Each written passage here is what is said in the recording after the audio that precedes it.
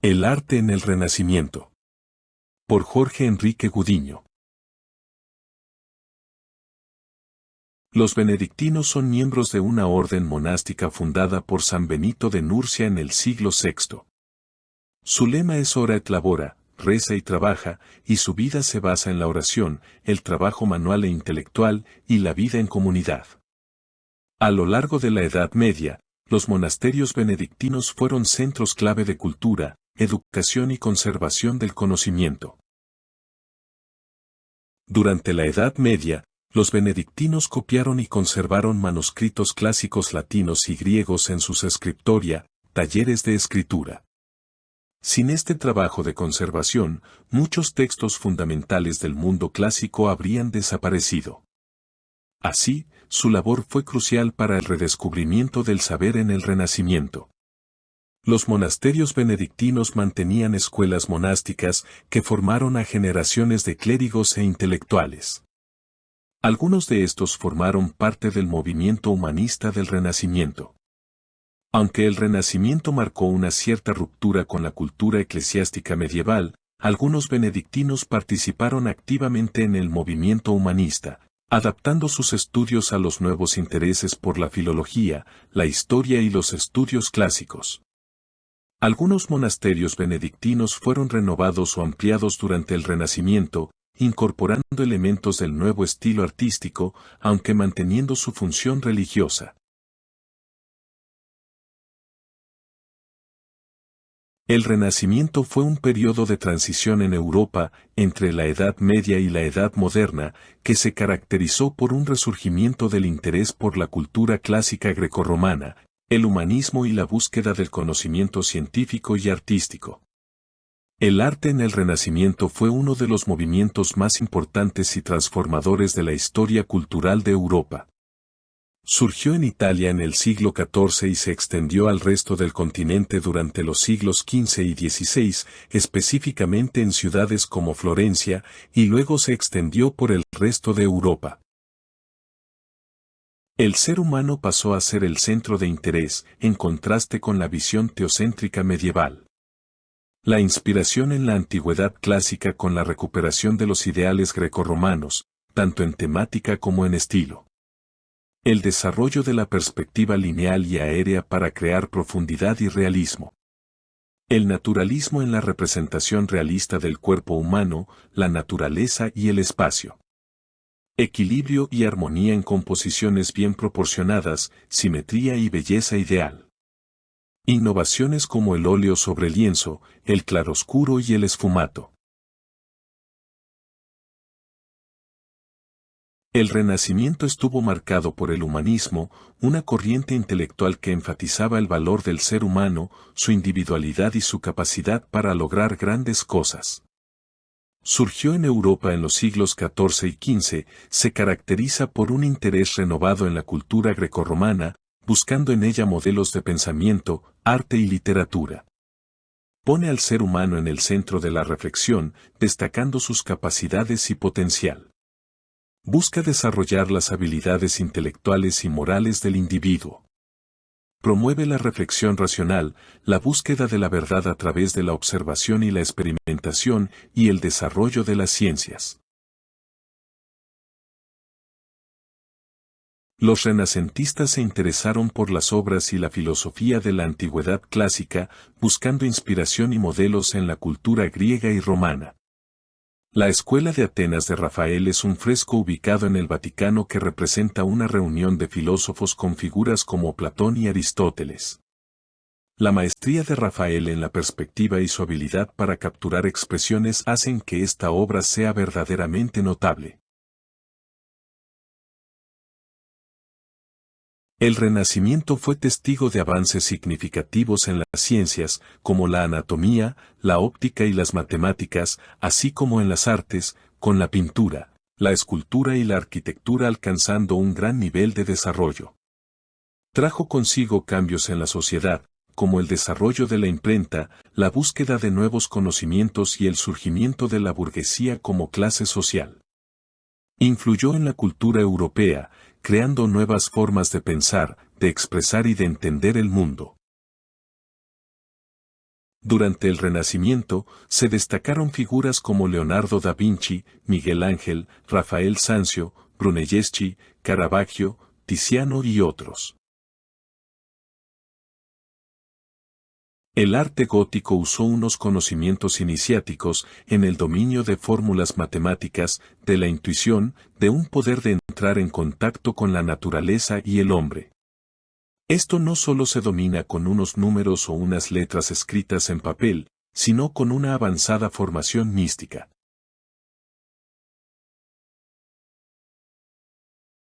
El arte gótico surge en Francia a mediados del siglo XII y se expande por Europa hasta el siglo XV, cuando empieza a ser reemplazado por el Renacimiento.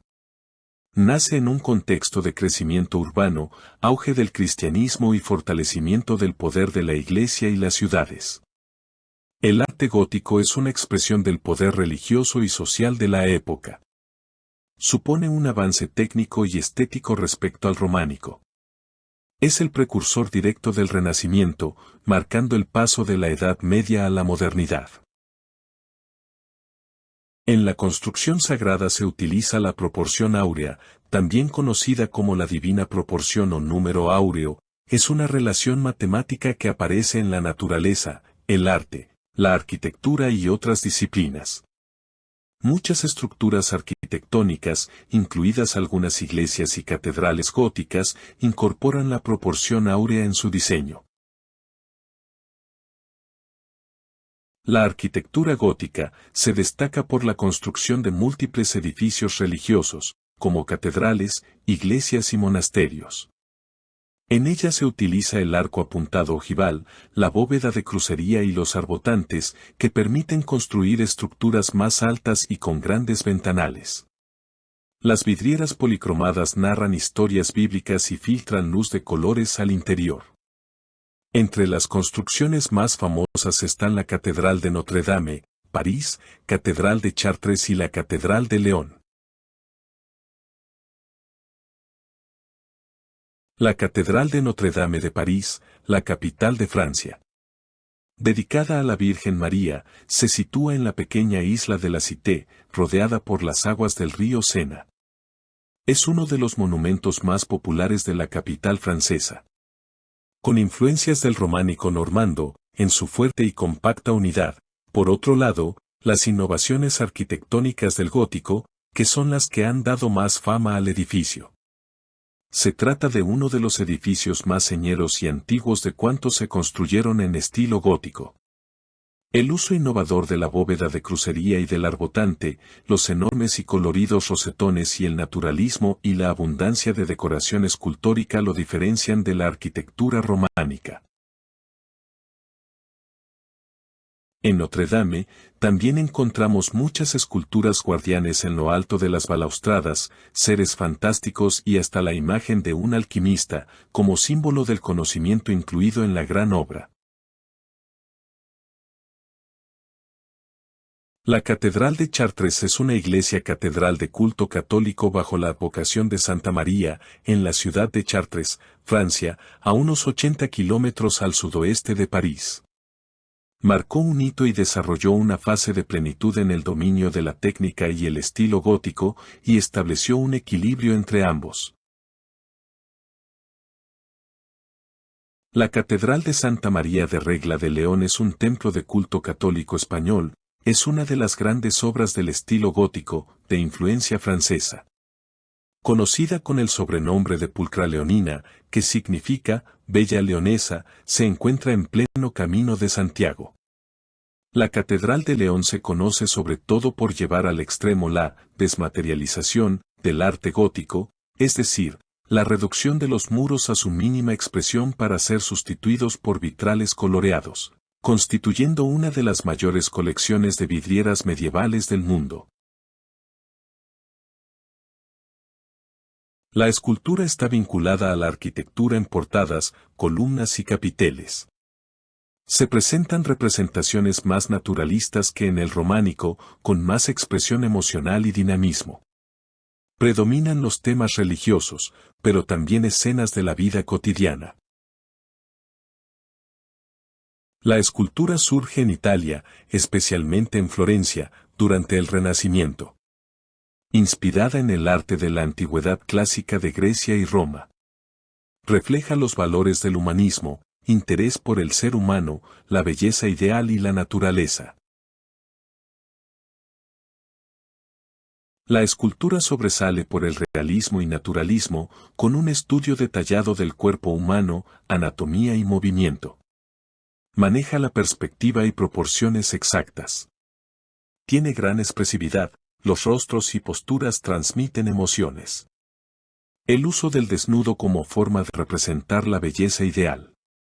Se desarrollan tanto esculturas exentas, de bulto redondo, como relieves. Hubo un predominio del mármol y el bronce. El David es una escultura de mármol blanco de 5,17 metros de altura y 5.572 kilogramos de peso, realizada por Miguel Ángel Buonarroti entre 1501 y 1504 por encargo de la Ópera del Duomo de la Catedral de Santa María del Fiore de Florencia. La Piedad de Miguel Ángel está en el Vaticano, tallada en mármol entre 1490 y 1498, mide 1,74 por 1,95 metros. Es la única obra firmada. La hizo cuando tenía 24 años. En el centro de la Catedral de Notre Dame, detrás del altar, se muestra imponente esta obra de 1723, la Virgen María con Jesucristo en las piernas una vez que fue bajado de la cruz. Es una de las esculturas que versiona ese momento de la pasión de Cristo y está rodeada de otras efigies de Luis XIII, hechas por Guillaume Cousteau, y de Luis XIV, de Antoine Coixet-Box. Ambos están arrodillados y escoltados por ángeles. Cuando el Papa Julio II encargó a Miguel Ángel, en 1505, la realización de su monumento funerario, poco podía imaginar el artista que solo podría dar conclusión a su obra 4 décadas más tarde cuando el Papa ya había fallecido. Fue este uno de los proyectos más ambiciosos del genio florentino, concebido por él mismo como su gran obra. Sin embargo, tras numerosos contratiempos, incluido el despido y posterior readmisión del artista por parte del Papa, la obra nunca llegó a convertirse en el proyecto inicial. La imagen muestra la parte baja de toda la estructura, compuesta por 2 niveles, cuyo centro lo ocupa una estatua Moisés. El conjunto del sepulcro fue instalado en San Pietro in Vincoli, Roma. La estatua de Moisés que ocupa la parte central del sepulcro del Papa Julio II es una de las más célebres del genio italiano. En ella se ha visto un retrato idealizado del propio Papa Julio II, aunque también contiene rasgos del artista. Se trata de una obra plenamente renacentista que también muestra algunos rasgos de la terribilidad con la que Miguel Ángel solía dotar a algunas de sus figuras. El gesto concentrado y el ceño fruncido y la tensión de los músculos con las venas hinchadas, anticipando un estallido dramático. El Moisés se le representa en un momento de quietud previo a la acción, con el pie retrasado, el brazo que señala las tablas de la ley, el movimiento ondulante de las barbas y la profundidad de la mirada. También conocido como el Bacó ebrio, Miguel Ángel creó esta escultura justo antes de su famosa Piedad, en 1498. El artista todavía era joven, pero el Bacó se considera como su primera gran obra en la que ya anticipa ciertos rasgos que desarrollará plenamente durante su madurez artística como los referentes de la antigüedad y la postura del contraposto, algo muy común en la época que también puede verse en su David. Esta obra es uno de los resultados del primer viaje a Roma de Miguel Ángel, donde el cardenal Riario le hizo un encargo que luego rechazó. Justo después de terminar la Piedad y antes de comenzar el David, Miguel Ángel realizó esta escultura que se encuentra en la iglesia de Nuestra Señora de Brujas, en Bélgica. Perteneciente al periodo clasicista del artista, la Madonna de Brujas exhibe la contención típica de este estilo. Su belleza reside precisamente ahí, en la armonía entre las partes que la forman y en una expresión equilibrada que no perturba los rasgos de los protagonistas. La escultura fue terminada en 1504, antes de que las esculturas de Miguel Ángel experimentaran el cambio evidente que se aprecia en el David o el Moisés. Como niño prodigio, Bernini ya creaba esculturas de mármol a gran escala en su adolescencia. Su habilidad para esculpir el mármol llevó a que fuera considerado un digno sucesor de Miguel Ángel, convirtiéndose en un importante arquitecto de la Basílica de San Pedro, creando la icónica plaza y la columnata de la basílica, así como su baldaquino central de bronce. Antonio Canova fue escultor y pintor italiano del neoclasicismo. Su estilo estuvo inspirado en gran medida en el arte de la antigua Grecia y gran parte de su obra se centra alrededor de temas mitológicos.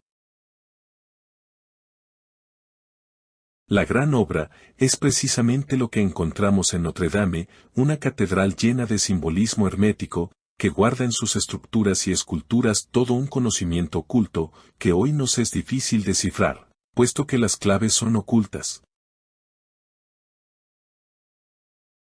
Las 7 claves de interpretación del arte son: la psicológica, que analiza su contenido e interpretación. Es el método de deducir lo que la mente capta sobre el objeto analizado. La cosmológica, es la influencia desde y hacia los astros, la posición, forma y tamaño relativa a los astros. La física y fisiológica, describe su apariencia en el plano material. La metafísica, sobre su manifestación energética. La antropológica, su incidencia sobre el desarrollo de la humanidad. La geométrica y numérica, su ordenamiento y clasificación, sus medidas y proporciones. La mística, su apariencia y enlace con la divinidad. Entonces, para estudiar las obras sagradas, es importante conocer su número de orden, sus disposiciones, colores y elementos que la conforman, entre otros.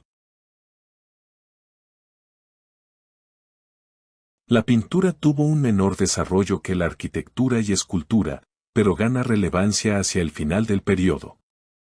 Sobresale el uso de colores vivos, fondos dorados y figuras estilizadas. La pintura mural, sobre tabla y manuscritos iluminados. La Mona Lisa, también conocida como la Gioconda, es una pintura al óleo sobre tabla de álamo del artista renacentista italiano Leonardo da Vinci. Se trata de un retrato de Lisa Gherardini, esposa de Francesco del Giocondo, y se considera una de las obras más famosas y emblemáticas de la historia del arte. Mide 79 por 53 centímetros y retocado varias veces por el autor. Se considera el ejemplo más logrado de esfumato, técnica muy característica de Leonardo, si bien actualmente su colorido original es menos perceptible por el oscurecimiento de los barnices.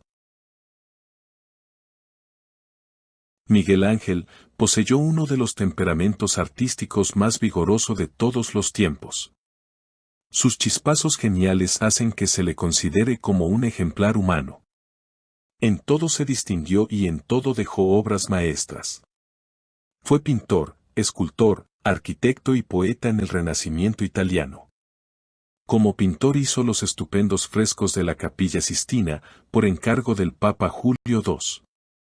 Entre ellos sobresalen 2, el de la creación del mundo y del juicio final.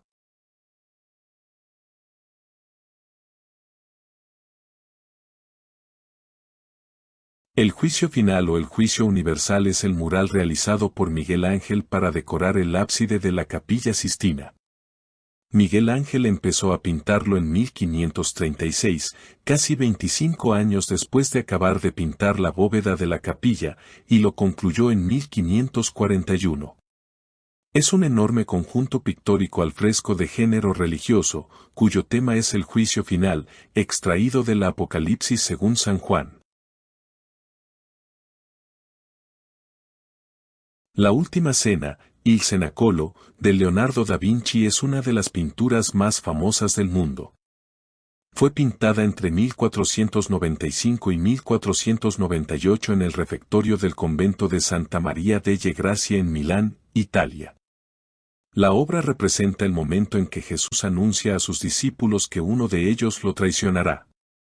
Es una enorme pintura de 4.60 metros de altura y 8.80 metros de ancho y fue realizada con témpera y óleo sobre una preparación de yeso en lugar de la técnica comúnmente utilizada a la época del fresco.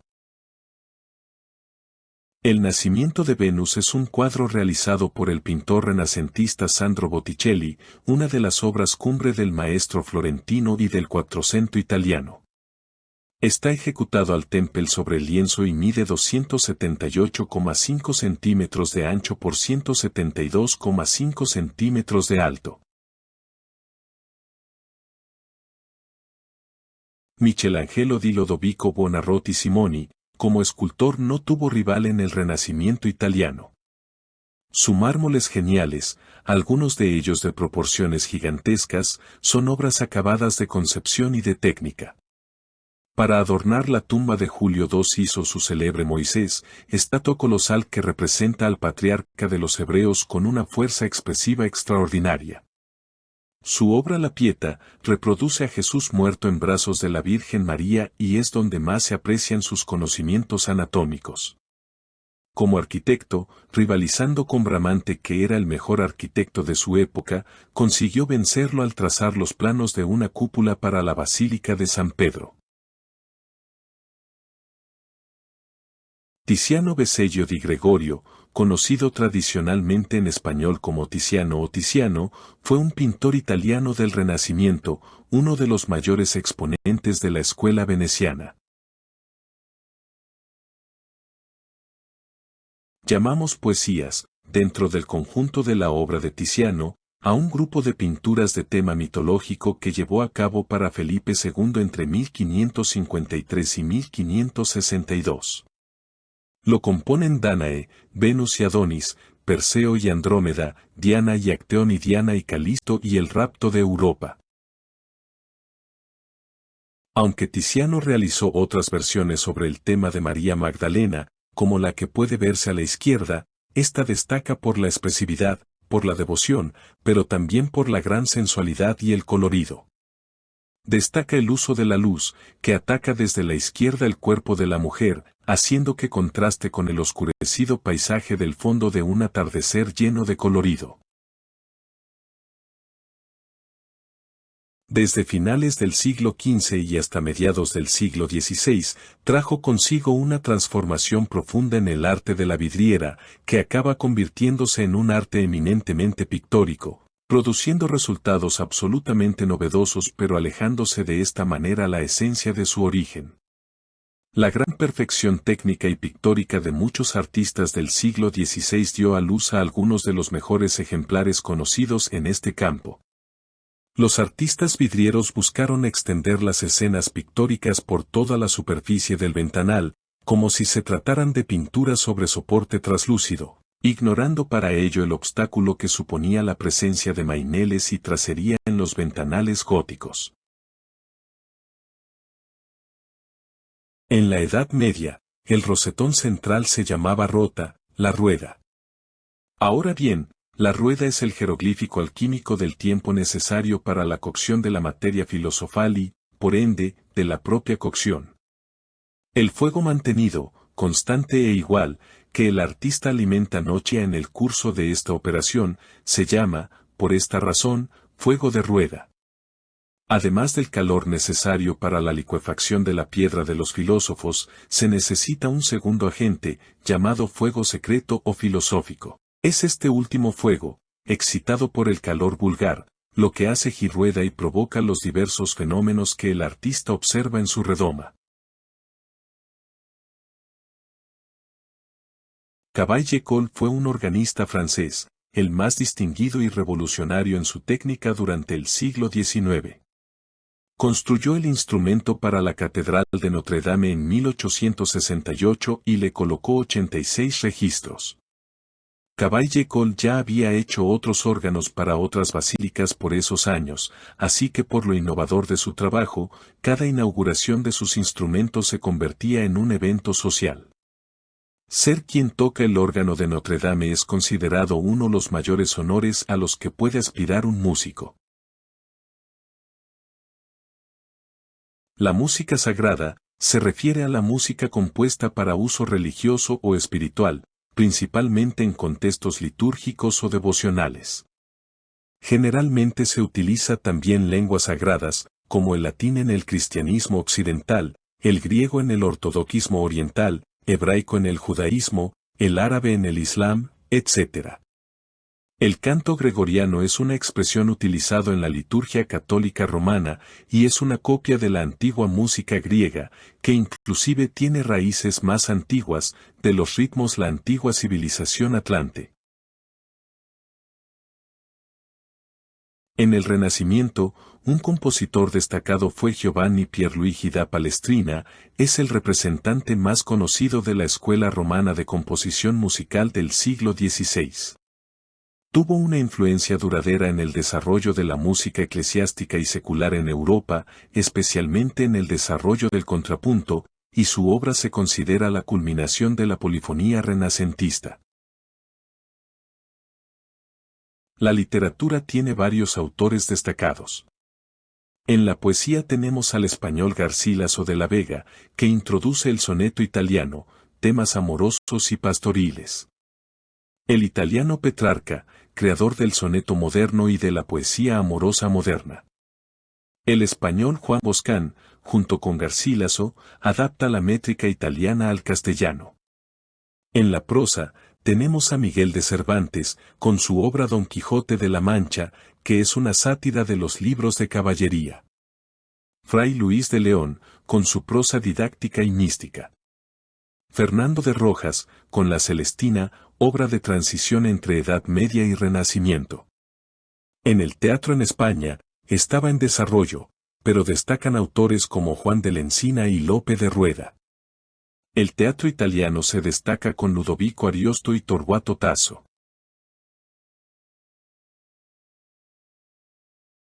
La Divina Comedia es la creación más importante de Dante Alighieri y una de las obras fundamentales de la transición del pensamiento medieval teocentrista al antropocentrismo renacentista. Es considerada la obra maestra de la literatura italiana, de la literatura medieval y una de las cumbres de la literatura universal. En el Renacimiento, sobresalen diversos motivos cerámicos en objetos útiles para el hogar, como vasijas y azulejos, con motivos grecorromanos, como guirnaldas, figuras mitológicas y escenas históricas. También sobresalen objetos utilitarios como los albarelos, que son botes de farmacia, azulejos para pavimentos y paredes y platos votivos. La cerámica reflejaba el gusto por la proporción, la simetría y la belleza ideal. Hubo un mayor refinamiento técnico en el vidriado, esmaltado y decoración. La cerámica mayólica italiana se caracteriza por el esmalte y pintada con vivos colores. La producción destacada en ciudades como Urbino, Deruta y Faenza. Sobresale la decoración con temas bíblicos, mitológicos, heráldicos y cotidianos, con fondos blancos opacos con pintura sobre esmalte de estaño. La cerámica de Talavera España y la Manises Valenciana se destacaron con cerámica de reflejo metálico. La Talavera combinó influencias moriscas con el gusto renacentista. Sobresale el uso de azul cobalto y diseños geométricos o florales. La cerámica francesa fue influida por la mayólica italiana. Se desarrolló en Nevers y Rouen a finales del Renacimiento. Se destaca por el uso de temas renacentistas y religiosos. Entre los artistas destacados tenemos a Nicola da Urbino, uno de los mayolicari, ceramistas, más reconocidos, por su pintura detallada y escenas narrativas. Faenza, otro ceramista crucial, tanto que su nombre dio origen al término Faenza fayense. Y Manises de España, uno de los mayores exportadores de cerámica decorativa. En resumen, el arte renacentista es una expresión del poder religioso y social de la época. Este movimiento retomó los ideales y valores de la antigüedad clásica, como el humanismo, y se caracterizó por la búsqueda de la belleza, la perfección y la naturalidad en las artes plásticas. Supone un avance técnico y estético respecto al románico. Es el precursor directo del Renacimiento, marcando el paso de la Edad Media a la modernidad. Suscríbete a nuestro canal y mantente actualizado de nuevos videos culturales.